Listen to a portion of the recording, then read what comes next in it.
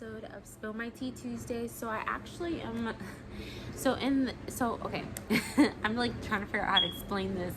But I do today want to talk about dating someone with PTSD. So first of all, before I get into it, I do want to state that I mean absolutely no harm to anybody that I speak about in this video. I'm basically just saying like my experiences on what I dealt with, and also seeking some advice. I need help. I need to know how you guys think. I need to know how this works. Of course, like I'm sure there's a lot of people who want this information because it's not really easy to find this information online, just an FYI. So I mean I always state to be nice to everybody everywhere, which I get that from a YouTuber that I love to hear when she says this, because it's true. Be nice to everybody everywhere. Understand that you're not perfect, and understand that I'm not perfect. No one's perfect. We all have our different trials and tribulations we have to go through. We all have our different issues that we have to go through. But anyways, let me just get into the video. So first of all, I do want some advice. I want to know, like, how do you date someone with PTSD? Like, how do you know if someone with PTSD really cares about you, really likes you, really wants to pursue you? How do you know if they, because I have noticed that at times, from my experience, that when I dated someone with PTSD, it's hard to connect sometimes on a deeper level that you would with, someone who doesn't have PTSD. So I would like you guys to please put your advice in the comment section below. And I'm going to talk about somebody that I actually dated about 3 or 4 or 5 years ago. Shoot, it was a while because I'm 28 and I probably was 23 when I dated this person, you know what I mean? So let me just kind of get into my story on how, I'll just kind of explain everything very briefly, and then please let me know. Please, I just want advice.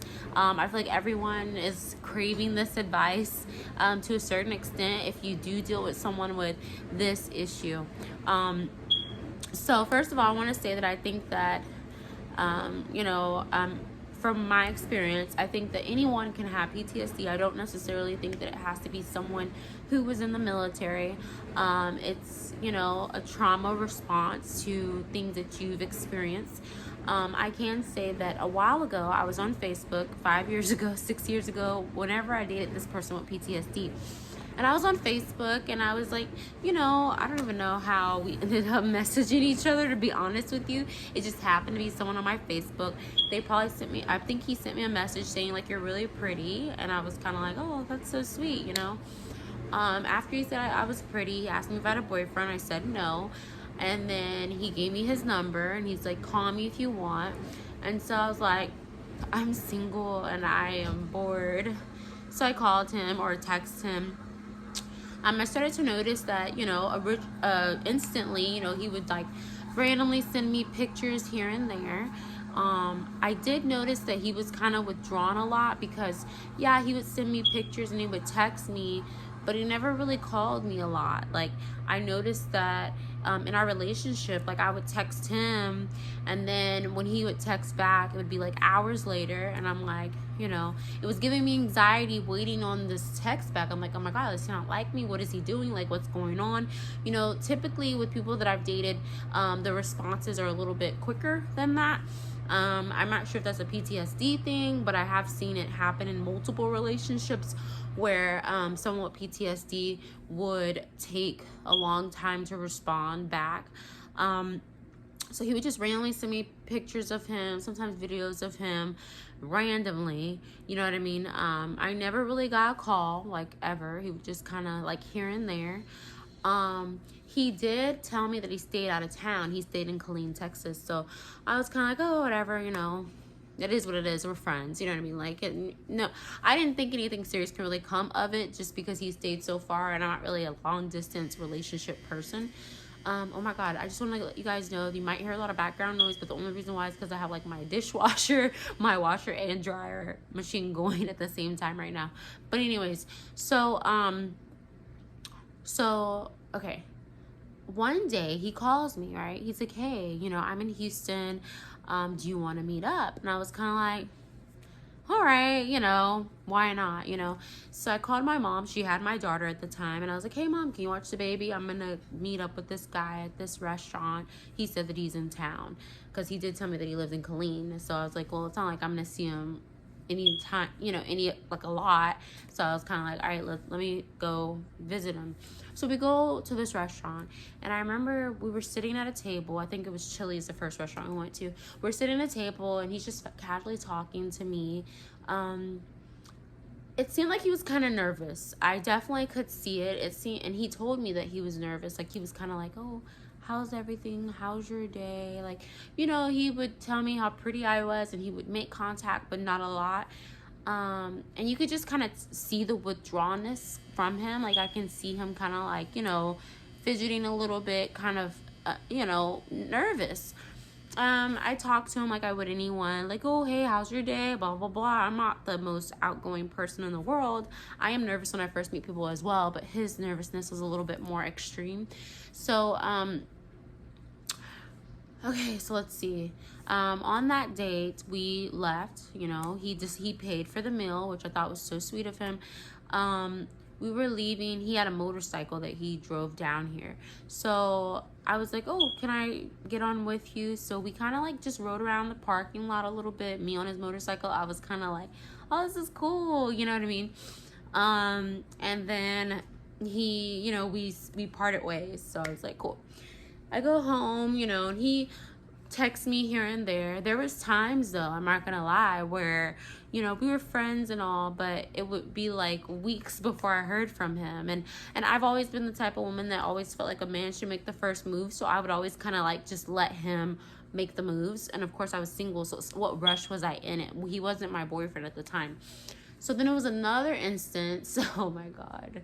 So there's another instance when I was so sick, you guys. Like, I had some type of food poisoning. I kept on going to the restroom. I kept on throwing up. Like, I was not feeling well. He calls me. He's like, hey, I'm in Houston. You want to visit? And I'm like, I can't. I have diarrhea. And I just told him the truth. And he was like, it's okay. I mean, we can meet by your house, like really close. It's okay. I understand. I'm not here a lot. So please, you know, can we? So I decided to get out, you know, the house. I took whatever, you know, medication I could at the time, and I went, and I was just not feeling the best. But in the moment, like, he was being silly and talking. He wasn't so withdrawn as he was the first time we met. I think that was the second time we met. So I was like, okay, you know, it was cool. We had a good time. We hung out, and then I had to go home because I had food poisoning. But he seemed very, like, accepting of this and stuff like that. So then, you know, I think he went back to Killeen. He was constantly texting me, like, let me not say constantly, but he was texting me. He was texting me. I was texting him. He would text me. It would be like, he would text me 2 hours from when I text him, an hour from when I text him, whatever. It was always like long spurts of time. And then whenever we weren't texting, it would be weeks or months or whatever before I would hear from him. So I just kind of just did my own thing. I just lived my own life. I wasn't waiting on him, you know, whatever. So I remember I ended up moving into my own apartment, and he ended up coming down to visit again. And so we've already met 2 or 3 times. No, 4 times, because then he met me one time on my lunch break. While I was on my lunch break or whatever, and I was like, oh, I like this guy. No kissing. We didn't do any of that. You know what I mean? Our process was very, very slow and very, very steady. So when I did move into my apartment, he came to visit, and he still was kind of withdrawn. I'm not gonna lie. He was still kind of like nervous and shy. You can tell that, you know, you could see the nervousness in him. And I just, you know, always try to be understanding. He eventually opened up to me and said, I have PTSD and I'm seeing a counselor for it. And he kind of just stated that he's not in the best mental condition. He did say that I am very violent towards people. I'm always getting in fights. I'm always upset. I'm very angry. And, you know, he would always like say like sob stories about himself, so I wasn't really sure like if he was being dramatic or if these are true. So I just kind of was like, let me just get to know him. I was like, I'm your friend, it's okay. So I just got to know him.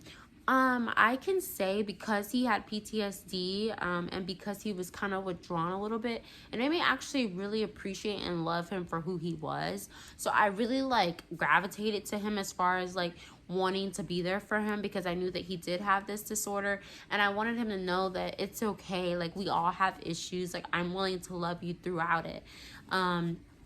So then from there, it was like maybe a month later. So granted, his texting and communication skills got a little bit better. We would be on the phone for like about an hour or so. But there was times where he did disappear or say, I'm going to call you back. And I didn't get calls back. But because of how I am as a person, I always just kind of let him make the moves.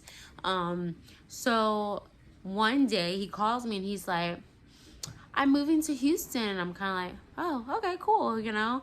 We're not dating or anything at this time. He's just my friend, but he said that he's going to move to Houston, so I thought that was pretty cool.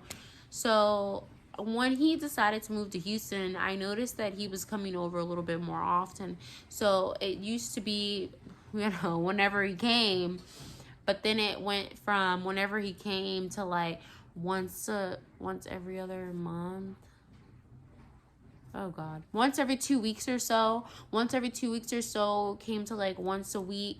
Then he's like, I'm moving closer. I'm moving to Humble where you're at. So then when he moved to Humble, I talked to him a lot more frequently.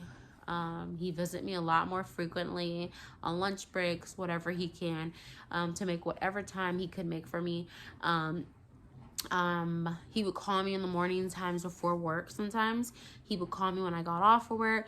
You know, like, he actually made an effort, you know, even though he was withdrawn, because I did notice that a lot in, you know, the course of the time with him. Even though he was so withdrawn, he still did make the effort. And so I can only, you know, love him for what he's showing me.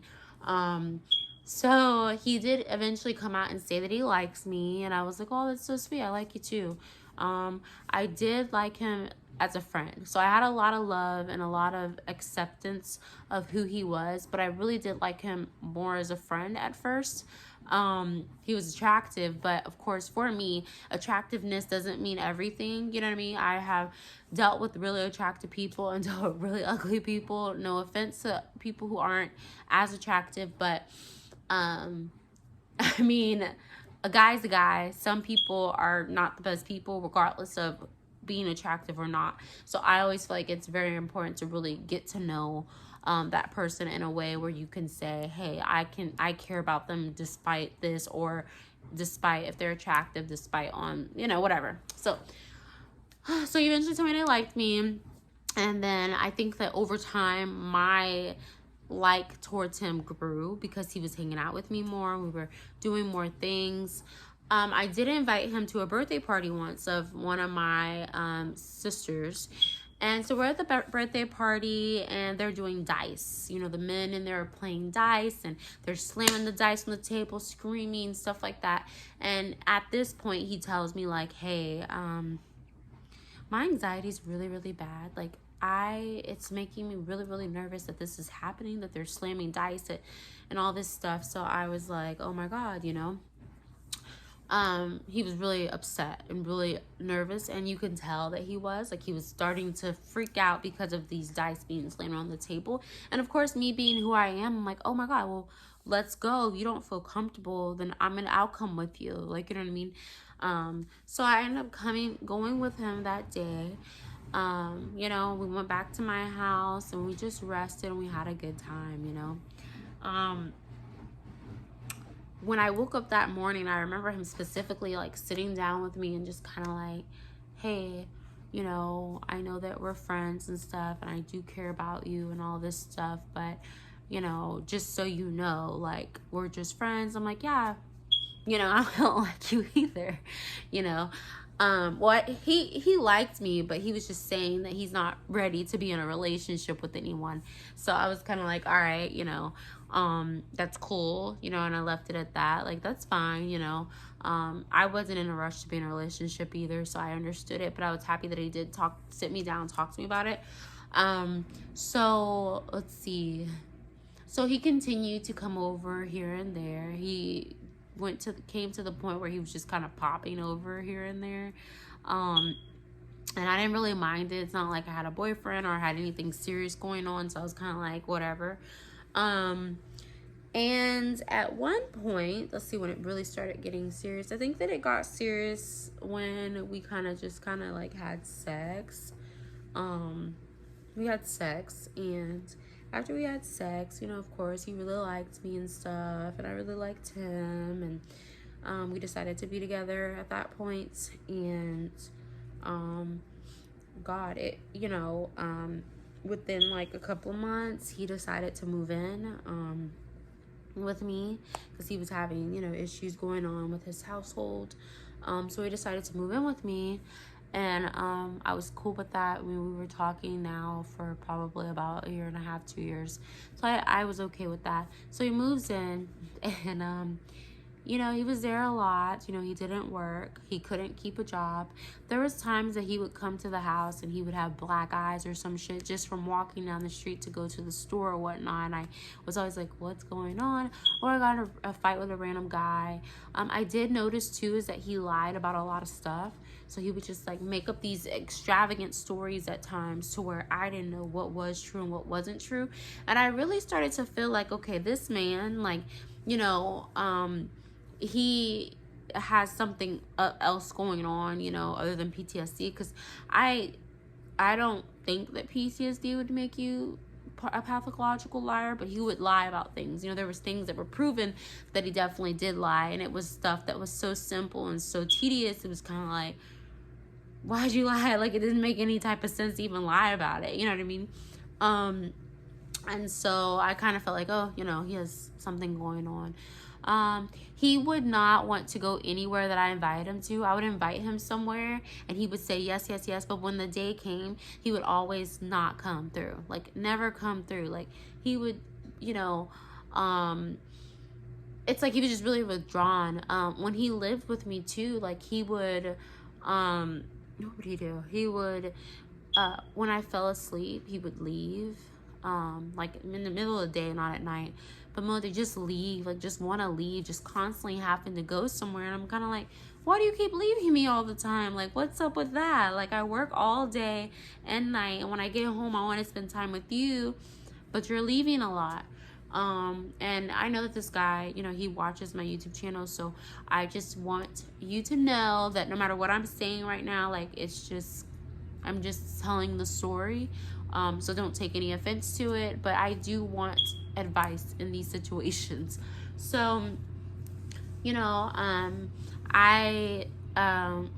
wasn't a bad person, sorry. I was an obsessive partier. I liked to party a lot. He lived with me, but I did party a lot. I remember coming home one day, preferably late. It wasn't the best time ever. And he was really upset, that I came home so late. He was yelling at me, yelling at my friend, getting in our face, screaming at us. I mean, it was a pretty horrid night, for me, because I never experienced anything like that. Me and my friend go to my other friend's house, and we're just crying on his couch because I'm so confused as to, like, why my boyfriend is acting this way. And so after that moment, that day, I kind of like kicked him out, like, go back to your mama's house, like, he ended up blocking me off everything. But I felt really guilty because I'm like, oh my God, I was drunk. And in the moment, that happened.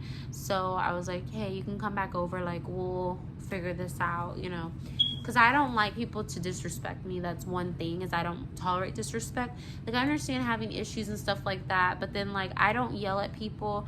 I don't disrespect people. So if someone disrespects me or is in my face and violates my boundaries, then a lot of times I will give them the boot. And I didn't feel comfortable that night after I got screamed at like that, yelled at like that, and treated that way. So I eventually, got back in contact with him. I apologized, and he moved back in. So it was like one day of him not at the house. I really did enjoy him being there because I loved the company. And from that moment on, it got a little worse, honestly. Like, I can say that, you know, every time I would ask him simple questions, he would flip out and he would punch holes in my walls. He would punch the wall, he would punch the door, he would scream at me, yell at me. And it started to get to the point where then he started yelling at Felicity, which is my daughter. And I just like, I mean, you know, I mean, I stayed with him. I did stay with him, but it got worse, the verbal abuse. He did tell me at first that he was violent. And I kind of just ignored that fact. He did talk about in the war how, you know, in Afghanistan, I guess, that they had to kill kids at one point. So I can only understand that, you know, your mind might be all over the place because you've had to do things like that. So we stayed together, we really did. But there was one point where he left. He went out of town to visit a homeboy. He was there for 3 weeks to a month, and I wasn't really feeling that. And when he did come back into town, it was always an excuse why he couldn't come back to my house. And so I eventually, you know, like, you haven't been here in 2 months. Like, I eventually broke up with him and let the whole relationship go, and I've never looked back, and I don't regret moving forward.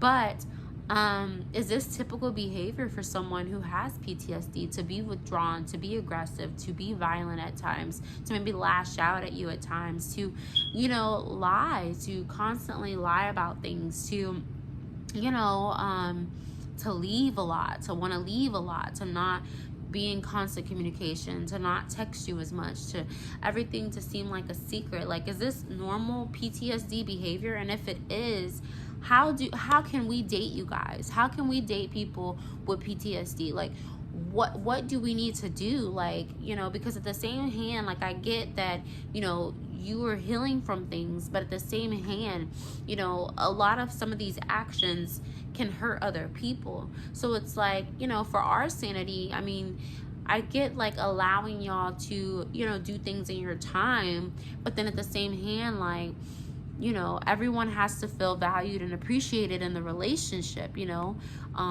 Me, I have an anxiety disorder, and despite my anxiety disorder, I try my hardest to look within myself and say, hey, like, I want to make this person feel valued and appreciated because I don't want to lose this person. So my only thing is that I'm asking for anyone who knows to just give advice on how we should date people with PTSD, or how does it feel like to you guys, and why are you withdrawn? Why are you leaving all the time? Why don't you want to talk? And what causes you to be aggressive? And how can we turn this into a positive relationship versus something that someone feels unvalidated, such as the person without PTSD, and the person with PTSD, you know, can feel, you know, whole and complete in their relationships.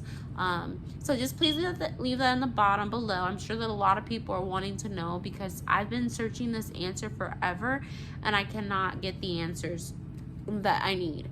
So hope that the story helps you in some type of way, and thank you so much for listening. I love you guys.